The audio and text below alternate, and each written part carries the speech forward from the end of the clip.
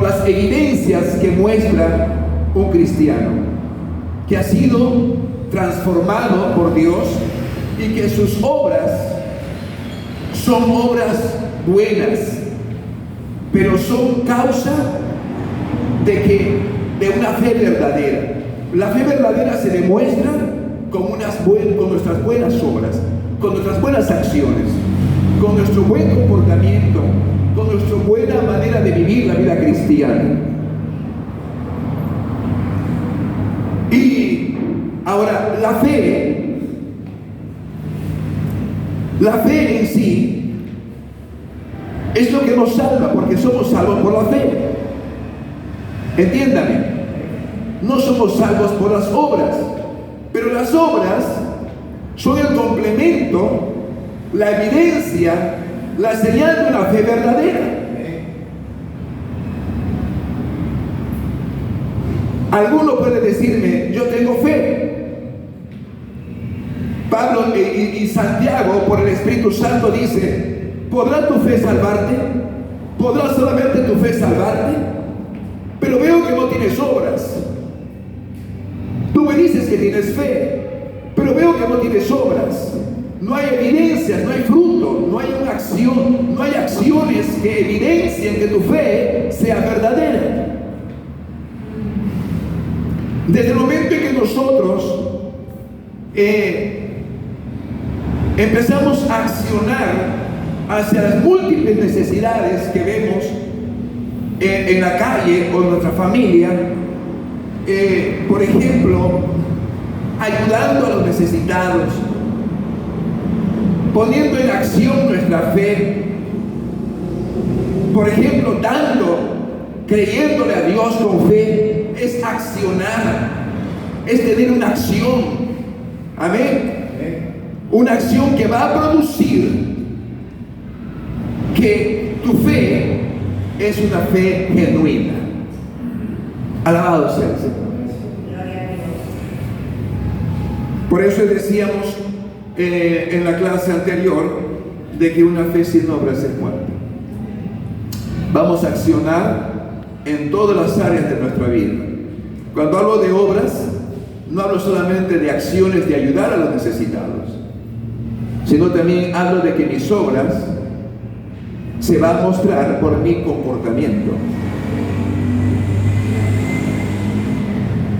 porque son evidencia de una fe verdadera. Gloria sea al Señor. Amén. Bien, vamos a entrar a nuestro tema de hoy, la verdadera sabiduría. ¿Cuál es el texto que vamos a leer hoy? Es Santiago 3:17.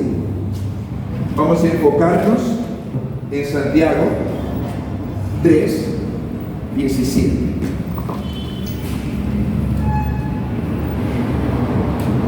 Y en Santiago 3:17 dice, pero la sabiduría que es de lo alto es primeramente pura, después pacífica, benigna,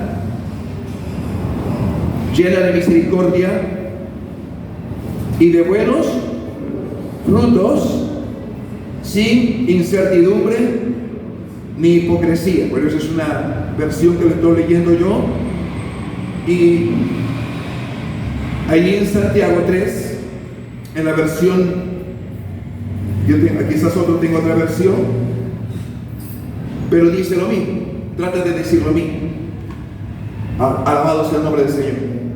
Entonces empieza hablando aquí sobre la irrefrenable lengua, es decir, nuestra forma de hablar tiene mucho que decir en cuanto a nuestra vida cristiana. Somos llamados y somos demandados a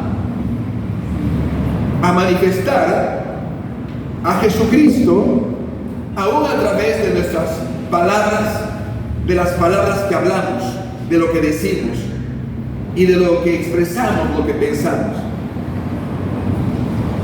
Poderoso Dios, porque muchas personas consideran realmente la capacidad de improvisar sobre su vida cristiana. Responder, por ejemplo, rápidamente cuando se los interroga o cuando se los cuestiona. No sé si a usted le ha pasado, pero cuando usted de pronto está tratando de interrogar a alguien, o de cuestionar a alguien, o de simplemente de aconsejar a alguien, hay personas que antes que usted termine de aconsejarles, ya explotaron, no le dejan terminar a usted, no le dejan terminar. Usted está hablándole algo bueno, pero ellos ya de pronto reaccionaron y empiezan a hablar y como que cortan tus palabras y a veces se enojan rápidamente. Entonces entran en ese momento en un estado emocional crítico, irrefrenable muchas veces, porque dejan suelta la lengua y la boca, y aún con nuestra boca y con nuestras lenguas y con nuestras palabras podemos contristar al Espíritu Santo que Dios ha hecho morar en nosotros, y pecamos porque a veces no pensamos lo que vamos a hablar, no razonamos lo que vamos a decir, porque a veces, hermano, es porque mayormente no tenemos una vida cristiana de intimidad con el Señor. Un creyente que tiene años en el Evangelio, no tiene una vida de oración, rápidamente va a caer en la emboscada. En la emboscada. Es decir, en un momento de aprietos, cuando se encuentra en aprietos, cuando se encuentra en una situación desesperante, entonces va rápidamente a reflejar lo que hay por dentro. Es decir, no hay una vida espiritual íntima, no hay una comunión estrecha con el Señor. A su nombre sea la gloria. Entonces, y cuando nosotros caemos en ese estado, ¿cómo se siente usted? Después que usted se da cuenta que usted es cristiano y que usted no debe hablar así, ¿no se siente triste? A menos que el Espíritu Santo no lo redarguya. Porque si usted tiene el corazón duro y endurecido, usted no va a sentir nada. Usted puede hablar palabras incoherentes y no va a sentir nada. ¿Sabe por qué no siente nada? ¿Y sabe por qué no se siente mal? Porque usted tiene el corazón ya endurecido.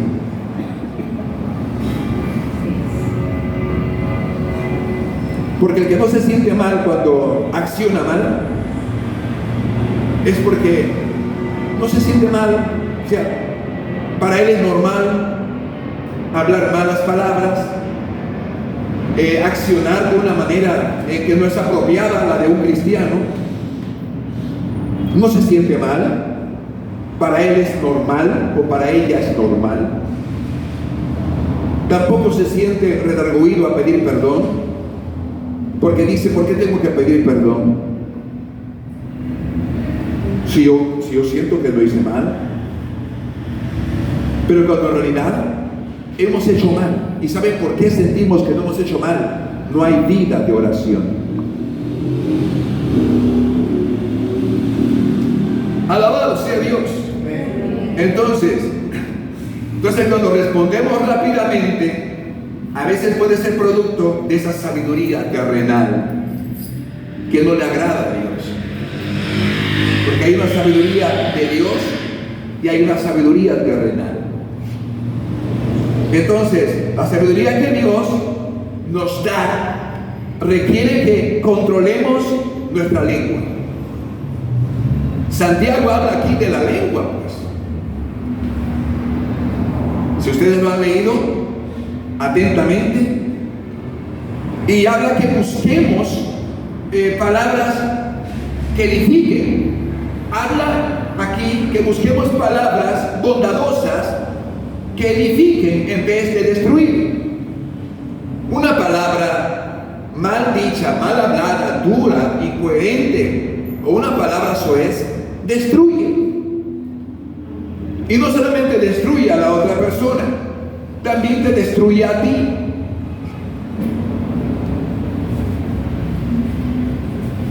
A su nombre, entonces, curiosamente, Santiago aquí está pasando realmente de una discusión sobre la responsabilidad de los maestros, ¿no?, a una discusión sobre el control de nuestra lengua. Porque allí donde en el versículo 1 empieza diciendo y habla de los maestros, porque yo podría decir que los maestros somos todos aquellos que queremos ser a veces instructores de otros, queremos ser consejeros de otros. Usted se convierte en un instructor de otros, usted se convierte en un maestro de otros cuando usted ya aconseja a otros cómo deben vivir la vida cristiana. Cuando usted se convierte en un consejero, usted está instruyendo a otros cómo deben vivir la vida cristiana. Usted ya se está constituyendo en un maestro. Y el apóstol Santiago, por el Espíritu Santo, está diciendo: hermanos míos, así dice, no os hagáis maestros muchos de ustedes, sabiendo que recibiremos mayor, dígalo, mayor condenación. Ok, vamos a ver.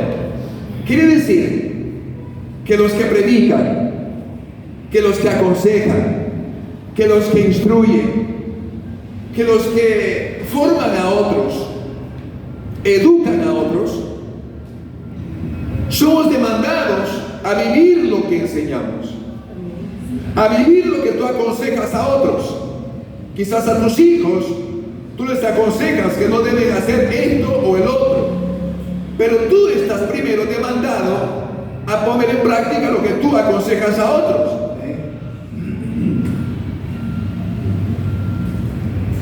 Por eso es que en este versículo 1 dice que nosotros que instruimos a otros recibiremos mayor condenación.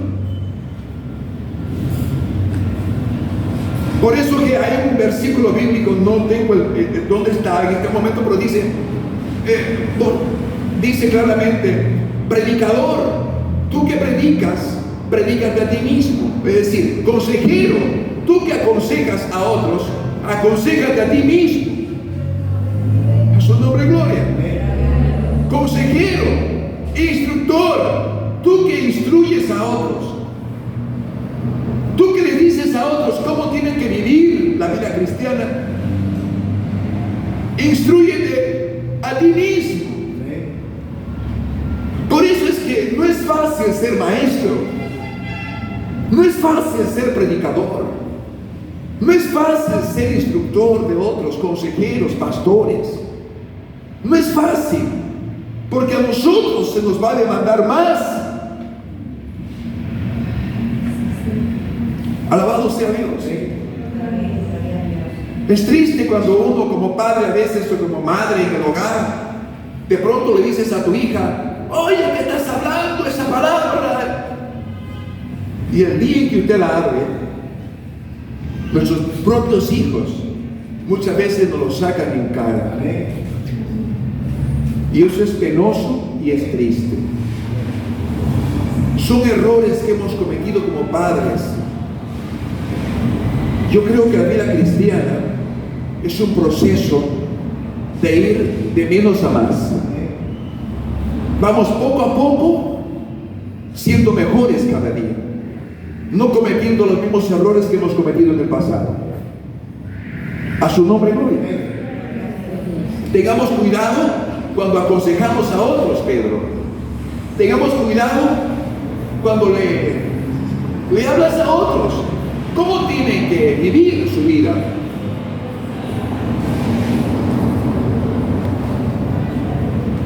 Alabado sea Dios. Entonces, y aquí justamente habla acerca de la sabiduría el apóstol Santiago. Y vamos a ver que en esta clase, en esta lección de hoy, vamos a examinar la enseñanza de Santiago acerca de la sabiduría de Dios. La sabiduría de Dios es algo que usted y yo estamos llamados a vivirla en nuestra vida. Usted tenía una sabiduría terrenal y en realidad la tenemos, pero más que tu sabiduría terrenal debe ser tu sabiduría divina, la sabiduría de Dios, es la que tiene que tomar el lugar en tu vida. Mucha gente se jacta por su sabiduría terrenal, ¿no? Pero la sabiduría terrenal para Dios es necedad. Porque la sabiduría de Dios es más alta que la sabiduría de los hombres. Entonces, vamos a empezar hablando acerca de este tema, de nuestras palabras y de la dificultad muchas veces que tenemos para controlar nuestra lengua. Bien, lo hemos leído, Santiago capítulo 3. Especialmente en situaciones a veces cargadas de emoción. A veces esa lengua no la podemos controlar cuando nos encontramos en situaciones críticas, en situaciones de presión, problemas, por ejemplo, familiares, problemas en el trabajo, problemas con alguien, discusiones, contiendas. A veces no nos medimos, o nos olvidamos que somos creyentes, que somos cristianos, y proferimos palabras muchas veces fuertes, hirientes. Dañamos a la otra persona y nos dañamos a nosotros mismos. Y tercero, contristamos, entristecemos al Espíritu Santo que Dios ha hecho morar en nosotros. Por eso es que muchos creyentes a veces están apagados. Por eso es que muchos creyentes reflejan por su rostro una vida espiritual apagada. Porque a veces la lengua es un miembro pequeño, pero a veces difícil de controlar. Pero el que ha sabido dominar la lengua, es decir, las palabras, también podrá dominar todo su cuerpo. A su nombre sea la gloria. Pero cuando permitimos que la sabiduría de Dios controle nuestra vida, entonces vamos a encontrar que Dios está dispuesto a ayudarnos a controlar nuestras palabras. Y uno de los mayores desafíos que enfrentamos es ese miembro tan pequeño que tenemos en la boca. Y es un reto, un desafío grande que tenemos como cristianos. El hecho de que usted sea un cristiano, un evangélico, un hombre o mujer de Dios, no nos libra de que en algún momento no seamos tentados a distraernos y olvidarnos que somos creyentes y de pronto soltamos las palabras sin pensarlo, sin pensar muchas veces el daño que ocasionamos a la otra persona. A su nombre sea. Présteme atención, tarde o temprano, le digo a usted que es cristiano, tarde o temprano, alguien, ya sea muy cerca de tu familia, te va a ofender. Quieras o no quieras. Habla a ustedes que son creyentes, pero ¿cómo vamos a reaccionar nosotros ante tal ofensa? ¿Cómo vamos a responder nosotros ante esas palabras que vienen ya sea de otro cristiano o ya sea de un inconverso? ¿Cómo vamos nosotros a reaccionar como cristianos? ¿Lo haremos de la misma manera? ¿Atacaremos también? ¿Usaremos también palabras incoherentes? ¿Nos desconoceremos si somos cristianos? No importándonos que los ojos de muchos están mirándonos y que los oídos de otros nos están oyendo? Pablo dice por el Espíritu que somos cartas abiertas. A su nombre, gloria. Cartas abiertas quiere decir que vayas a donde vayas. Desde el momento que las personas saben que tú eres un cristiano, ellos están leyendo lo que hay en tu vida. Te están observando, te están mirando. ¿Qué dice en esa carta que tú portas públicamente? Porque saben que eres cristiano. Somos cartas leídas por todo el mundo. Todo el mundo nos está mirando cómo somos, qué decimos, qué hablamos. Por eso es que esta boca hay que sujetarla en el nombre todopoderoso de Jesucristo. Amén. Que muchas personas conocen la Biblia, conocen la palabra, pero las acciones dicen otra cosa. Porque por sus frutos, el fruto de su lengua, el fruto de sus palabras, te están diciendo que no es realmente un cristiano como debe ser. No es fácil, sí, yo te entiendo que no es fácil, pero tampoco es imposible.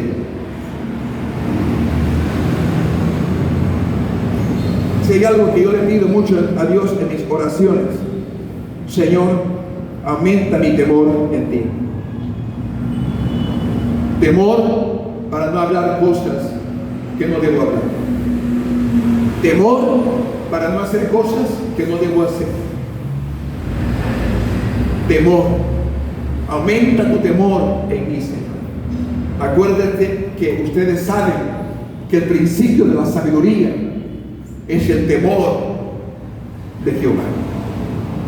Tú vas a conocer un hombre sabio, una mujer sabia, cuando lo mides por sus palabras. Amén.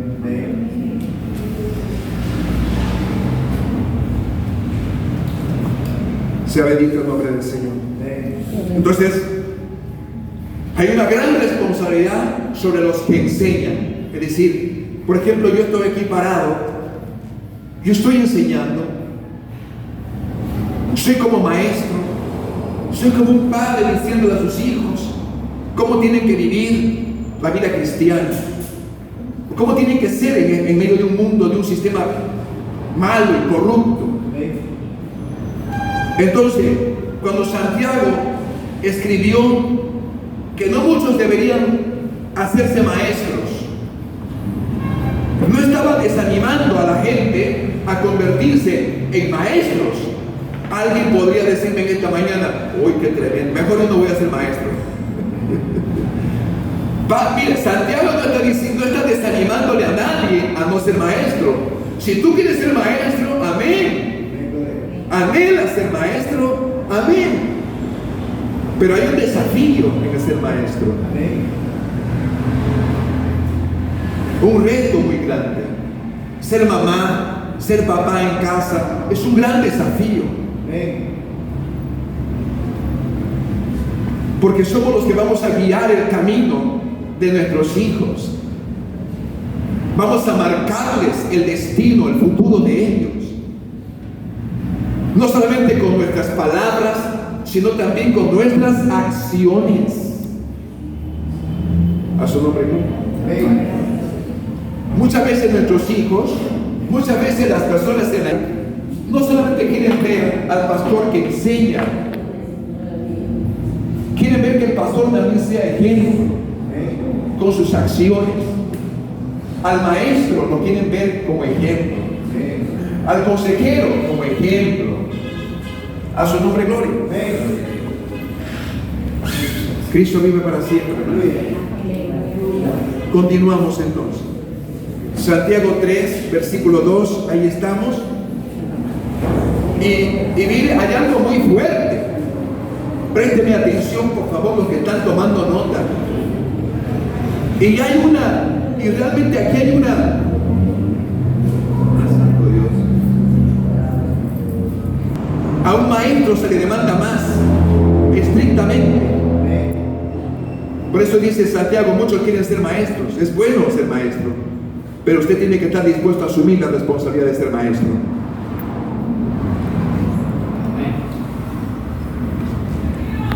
A su nombre, gloria. Entonces,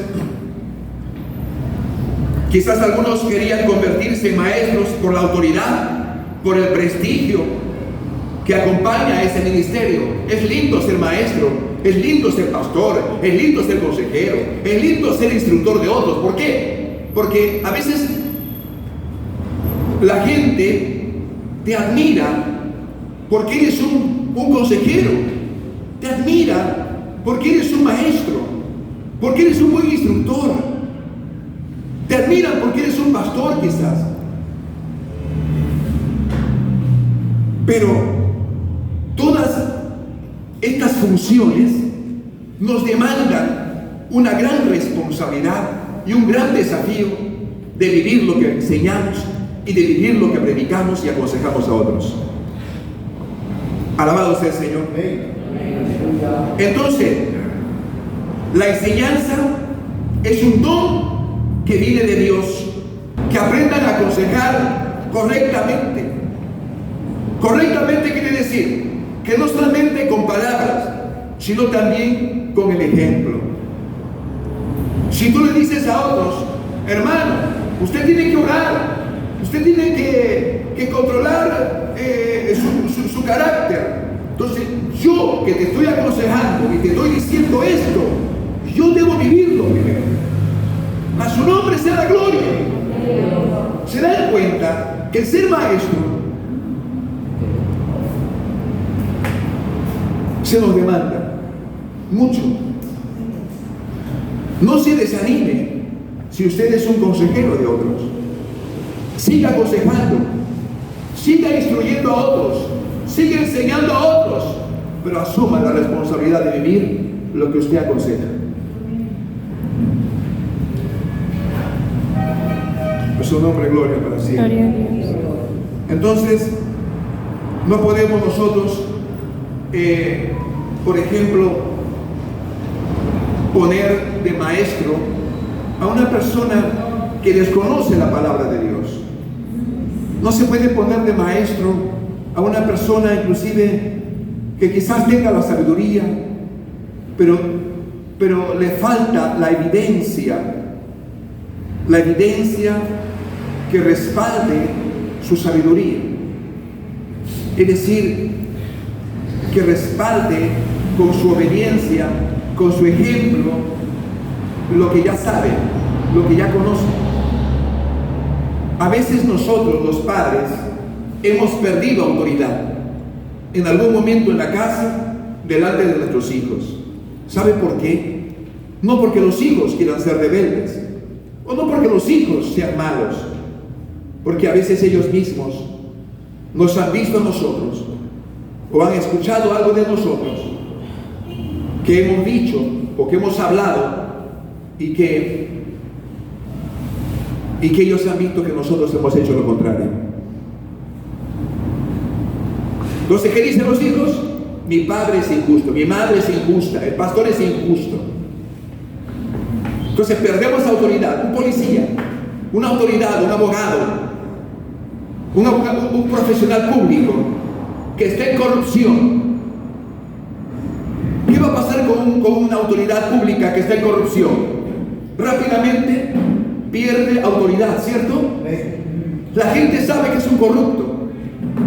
Nadie le cree y nadie va a querer obedecerle. Y eso pasa muchas veces en nosotros, que muchas veces queremos constituirnos maestros, instructores de otros. Por eso que la lengua hay que cuidarla. Las palabras que salen de nuestra boca van a decir quiénes somos.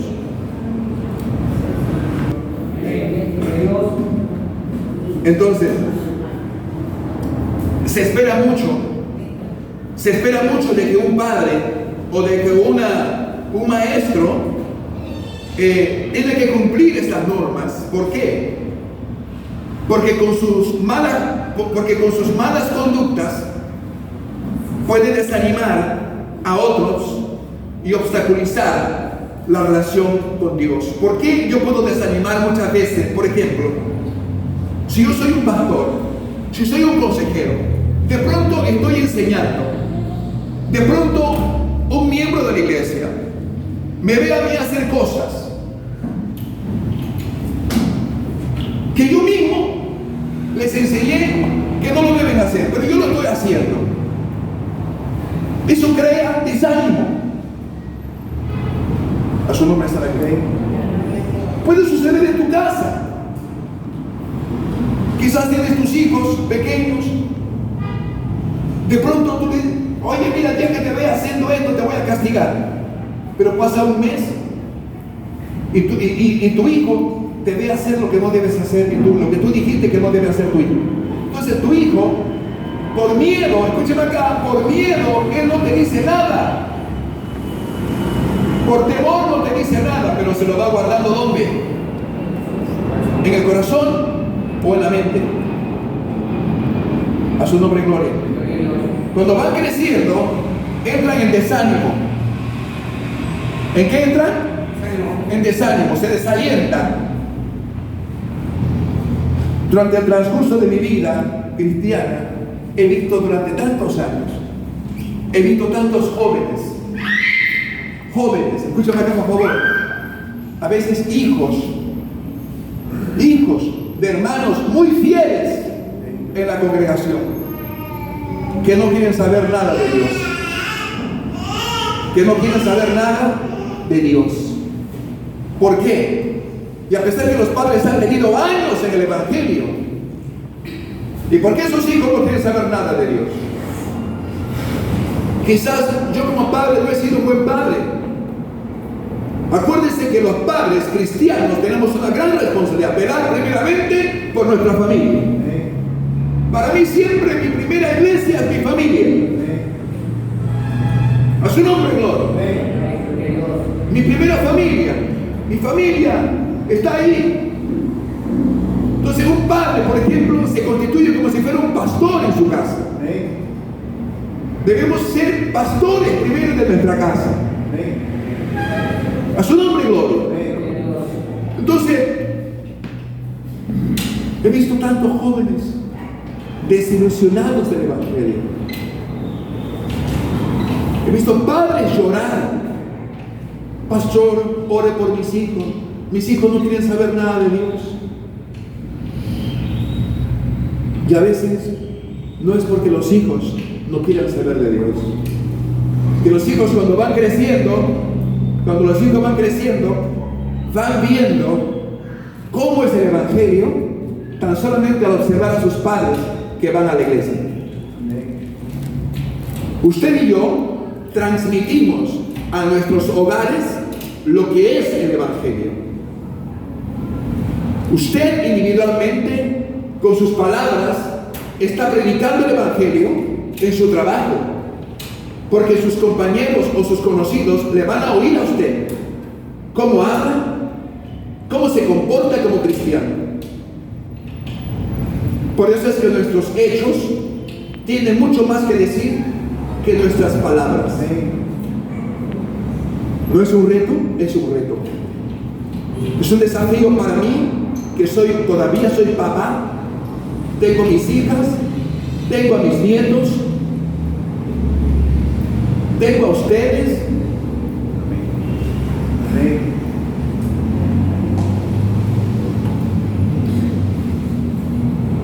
Alabado sea Dios. Entonces todos debemos vigilar nuestra vida cristiana. ¿Por qué? Porque tarde o temprano todos ofendemos en algún momento, todos cometemos errores en algún momento. Pero si podemos controlar nuestra lengua, también vamos a poder controlar todo nuestro cuerpo, en todos los aspectos de nuestra vida.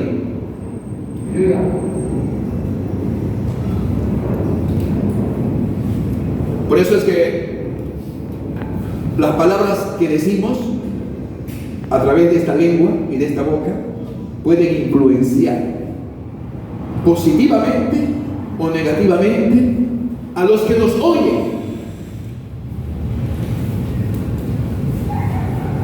a los que nos observan. A su nombre, gloria. Si usted se da cuenta, lo que yo anhelo es que usted se convierta en un maestro. A su nombre, gloria. Usted se convierte en un maestro de la palabra. Como pastor, pudiera darle un mensaje, ya sea sensual, un mensaje quizás emocional, pero no, yo prefiero enseñar a la iglesia, porque a la vez son enseñados ustedes y también yo soy enseñado. Cristo vive para siempre. En Santiago capítulo 3, versículo 3. Ahora vamos al versículo 3.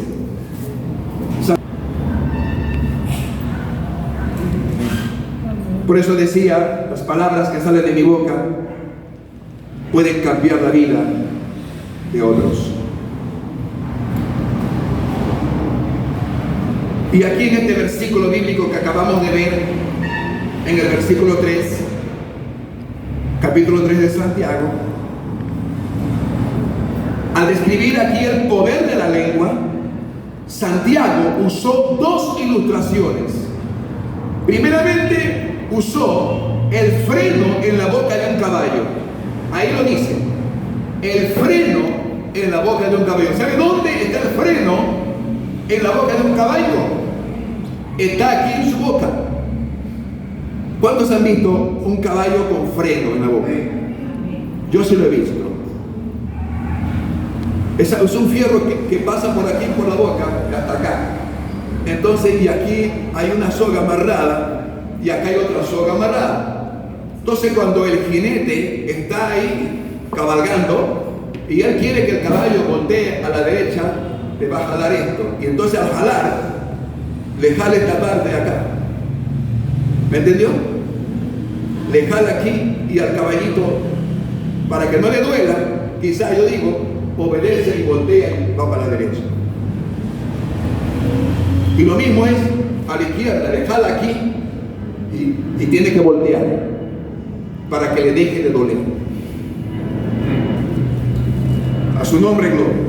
Entonces, y el otro ejemplo que pone Santiago es el timón de un barco. Dos ejemplos. Y ambos, hermanos, son muy pequeños. El timón de un barco es pequeño. La lengua es pequeña. Pero son los dos ejemplos que pone Santiago.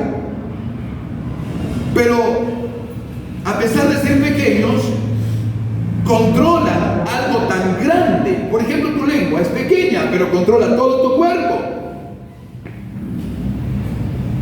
El timón de un barco es pequeño, pero controla todo un barco gigante.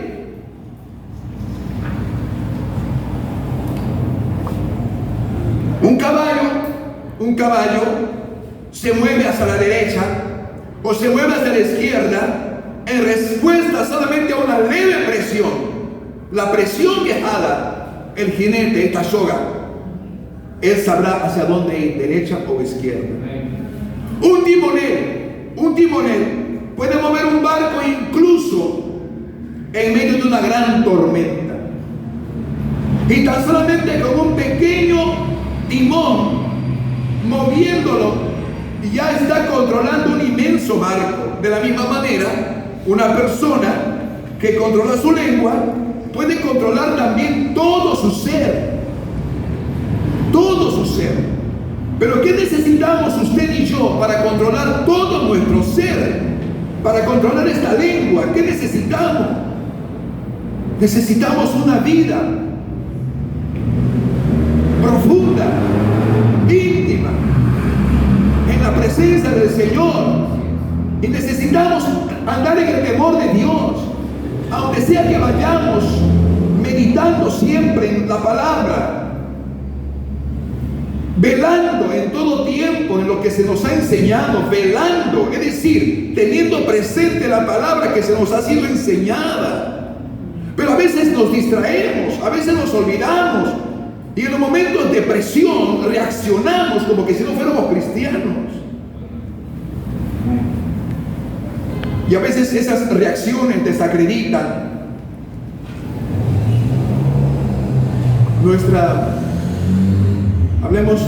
nuestro testimonio.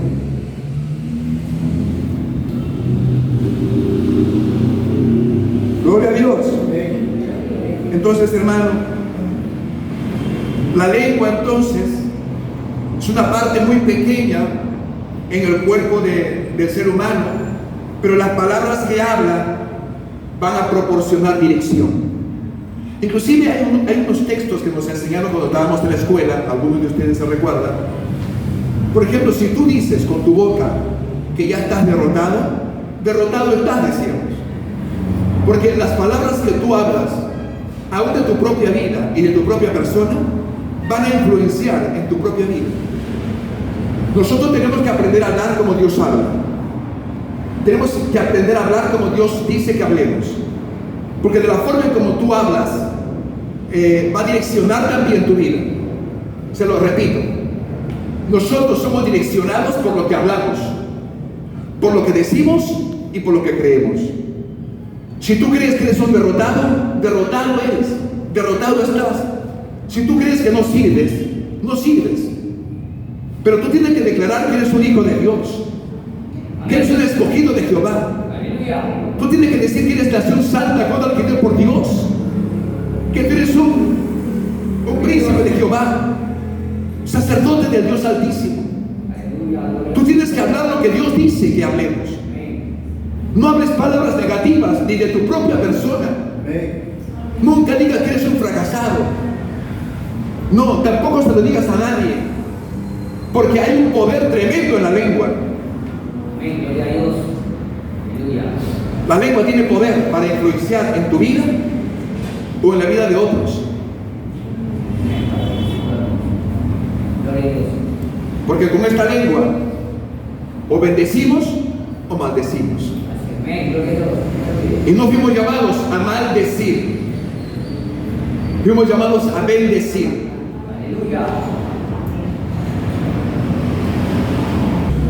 Porque yo puedo aparentar ser un buen cristiano aquí delante de ustedes, pero quien puede dar mayor evidencia de mí que si realmente soy un buen cristiano, en este caso sería mi esposa, porque mi esposa vive a mi lado, ella sabe cómo soy, o mi hija, o las personas que viven más cerca de nosotros son las que pueden dar mayor evidencia de que si realmente somos o no somos cristianos veraces. Por eso es que, porque hay muchos frutos, y uno de esos frutos es esa lengua que tenemos.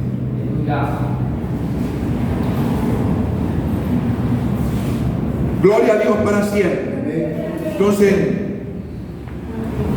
a veces cuando estamos malhumorados, alguien un día me dijo, pastor, pero enojarse es malo.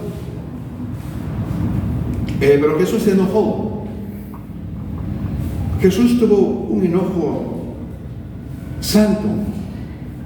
Jesús estaba enojado, te digo, porque él no podía soportar que la gente estaba haciendo cosas que no estaban correctas dentro del templo. Y estaba enojado. ¿Usted puede tener un enojo santo? ¿Existe el enojo santo?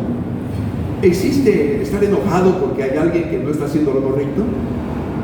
Jesús dice que agarró un látigo digamos un látigo, no sé cómo le dicen ustedes, o un chicote, algo así, y empezó a echar fuera a los cambistas y a los que vendían palomas en la puerta del templo. Pero hay una palabra que dice que no se ponga el sol sobre vuestro enojo. Uno puede enojarse un momento. Quizás usted se enojó hoy en la mañana, pero no permitas que tu enojo dure hasta el día siguiente. Pero en cuanto sea posible, ponte a cuentas con la persona que te has enojado. Si te enojaste hace una hora y llegaste a la iglesia enojado con alguien, pídele perdón a Dios. No estoy diciendo que esperes 24 horas a que salga el sol mañana en la mañana. No, porque nadie sabe si en la tarde, hoy en la tarde, algo puede pasar, yo parto con el Señor, no voy a partir enojado. A su nombre gloria. Amén. Dice, no se ponga el sol sobre vuestro enojo. ¿Qué quiere decir? No se ponga el sol sobre tu enojo. No permitas que tu enojo llegue hasta mañana en la mañana. Pero yo no voy a esperar que mi enojo llegue hasta mañana en la mañana y sigo enojado. Llega 2 días, sigo enojado. 3 días, sigo enojado. 1 semana, sigo enojado. Y ya cuando llega 2 meses, ya no es enojo. Y eso se convierte en otra cosa. Se convierte en ira. Se convierte luego en rencor. Luego se convierte en odio. Y el odio con odio usted puede matar a alguien, puede asesinar a alguien, porque el odio va mucho más allá que un simple enojo. En cuanto usted pueda, pida perdón antes. Amén. No va a esperar, el pastor dijo que espere un día hasta que el sol salga mañana en la mañana. No, cuanto dependa de usted, antes de acostarse e irse a la cama, póngase a cuentas con esa persona. Amén. No tenga temor humillarse ante una persona si usted fue la persona que causó el enojo, que usted fue quien ofendió. Deje a un lado esa actitud y humillémonos. Perdóname, hija, perdóname, hijo, perdóname, esposa, perdóname. Alabado sea Dios. Entonces, no podemos estar así malhumorados. Vivir con rencor, amargura, ¿no? Porque lo que hace el rencor, el enojo, toda la vida te vive una vida amargada, y el amargado solamente lanza con su boca palabras hiriente. ¿Por qué? Porque está guardando el enojo, guarda muchas veces la cólera, guarda dentro. Entonces cualquier cosa que le diga explota, se desconoce.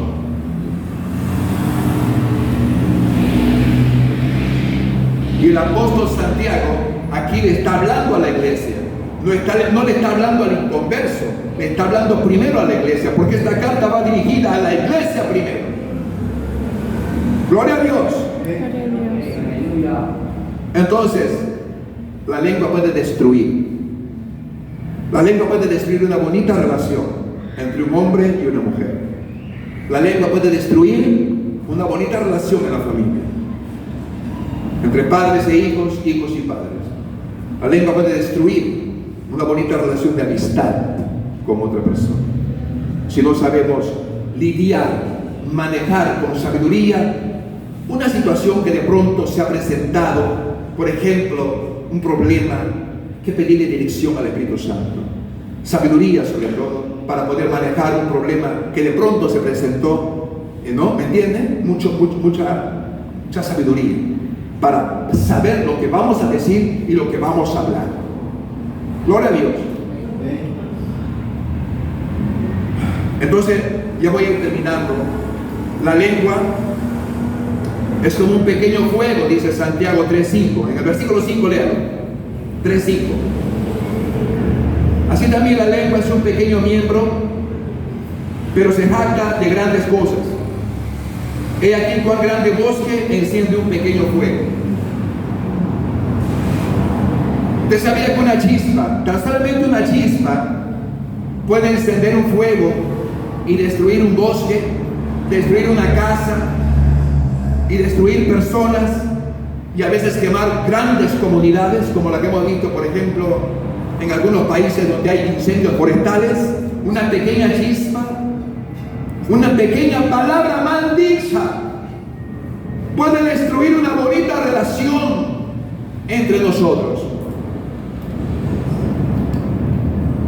Asimismo, las palabras a veces descontroladas que tenemos pueden destruir, asesinar el carácter de alguien, puede obstaculizar la fe de otros creyentes e impedir que los no creyentes vengan a Cristo. ¿Por qué? Porque aún mis palabras pueden ser un tropiezo para que otros vengan a los pies de Cristo.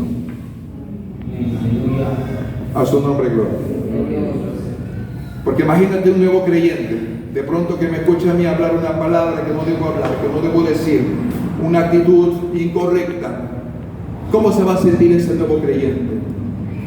Si yo fuera nuevo creyente diría, pucha, yo esperé que este hermano que tiene tantos años en el Evangelio debería ser mejor, pero veo que es igual. Mejor estoy en el mundo, mejor me voy al mundo. La actitud de mucha gente que no ha creído. O dicen, mejor me quedo en mi religión, y se van a su religión. Por eso es que somos responsables de gente que va a venir detrás de nosotros, que vienen detrás de nosotros, porque tú vas delante de ellos, marcándoles el camino con nuestra forma de vivir la vida cristiana. Amén. O sea, una lengua descontrolada dice que es un mundo entero lleno de maldad. Así como un fuego descontrolado consume todo a su paso, una lengua descontrolada destruye. ¿Por qué? Porque muchas veces las palabras que salen de la boca de una persona descontrolada son palabras impías. ¿Quién es un impío? Un impío es una persona que dice conocer a Dios, dice que conoce a Dios, pero no tiene temor de Dios. Habla palabras que no debe hablar cuando quiere y hace lo que quiere. Gloria a Dios para siempre. Amén, gloria. Por eso que la lengua puede traer vida o puede traer muerte. Puede traer dolor o puede traer sanidad. Ahí en Proverbios 12:18, léalo un momento, vamos a ver Proverbios 12:18. Lo que tú y yo debemos procurar hacer con nuestra boca, con nuestras palabras, es sanar, usar la lengua para sanar, para edificar a otros, para restaurar a otros. Porque hablo de restaurar cuando algo está destruido. Cuando algo está destruido, una persona puede estar destruida, pero deja que Dios use tu vida para restaurarla, y tus palabras pueden restaurar al caído, aquel que está destruido. Sea bendito el nombre del Señor. Gloria a Dios. Las palabras, hermano, que no están muchas veces santificadas por el Espíritu Santo, por eso le decía, pueden desanimar y pueden destruir a otros. Debemos agradar a Dios con nuestras palabras, y debemos siempre animar a los demás.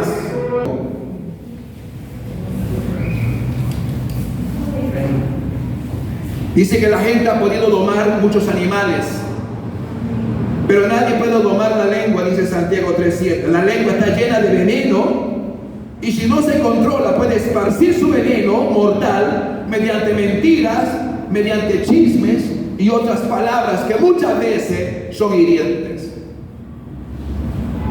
Alabado sea Dios. Lamentablemente algunos creyentes adoran a Dios, pero tratan con amargura y odio a aquellos que también Él ha creado. Yo no puedo decir con mi lengua que amo a Dios y a la misma vez odiar a una persona a quien Dios también le ha creado.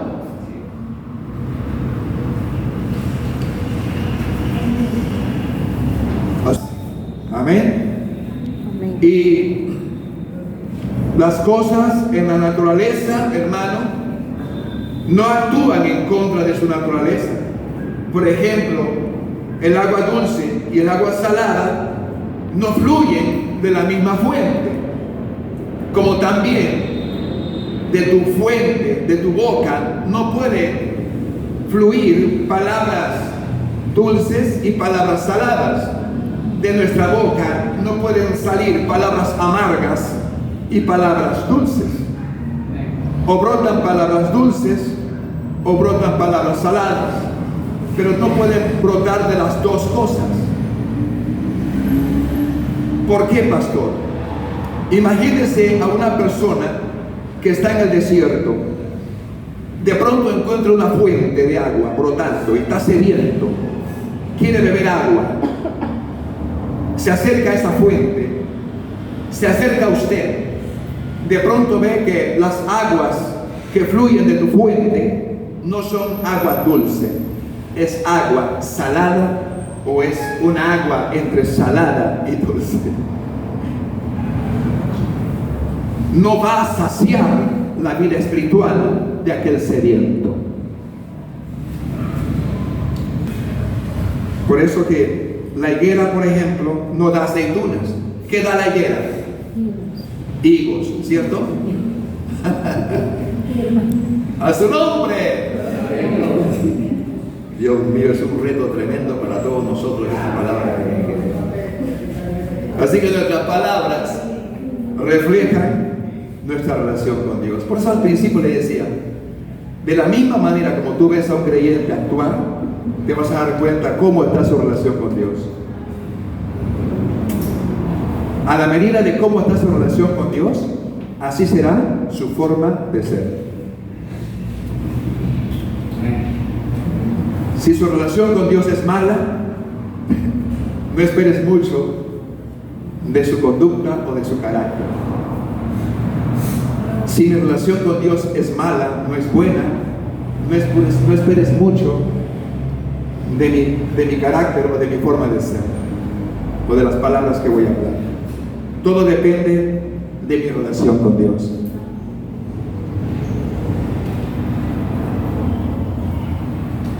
Entonces las palabras poco amables siempre van a herir a los demás. La lengua desenfrenada no hablará palabras amables. Una persona cuando está así ofuscada, está airada, inclusive su forma de hablar, usa hasta sus manos, hasta nuestra cara se transforma cuando hablamos, porque estamos enojados, estamos airados, reflejamos no solamente lo que decimos, sino nuestras expresiones, ¿no? Dejan mucho que decir. Alabado sea Dios. Así que Dios nos ha llamado a hablar palabras que fortalezcan, a palabras que animen, palabras que construyan, palabras que edifiquen, palabras que levanten, palabras que enseñen, palabras que instruyan con el ejemplo a otros. Así que a Dios en esta mañana que nos ayude a domar esa lengua. Y no solamente vamos a pedirle a Él, porque tiene mucho tiene que ver con nosotros. Yo tengo que poner de mi parte para poder dominar la lengua. A su nombre, gloria. Yo no puedo decir, Señor, controla mi lengua.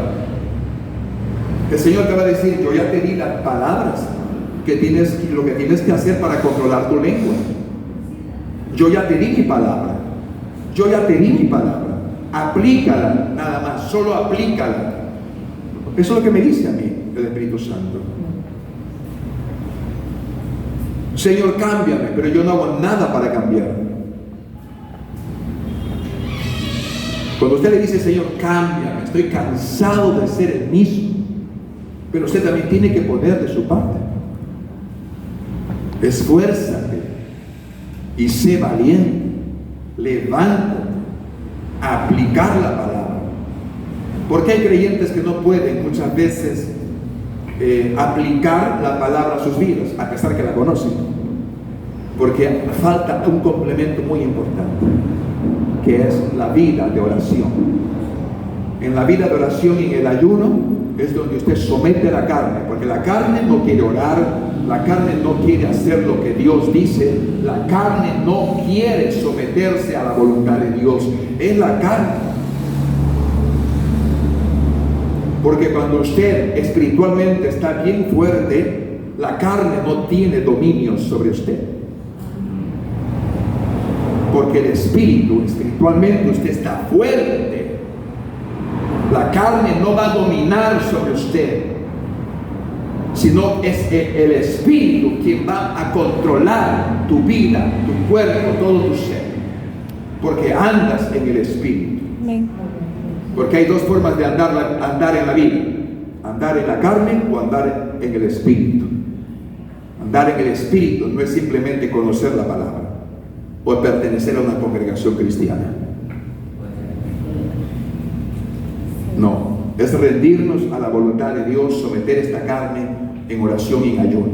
Si no puede, ayune por su carácter, ayune para que esa lengua se controle, ayune para que esos apetitos carnales se destruyan en el nombre del poderoso de Jesucristo. Es la única manera.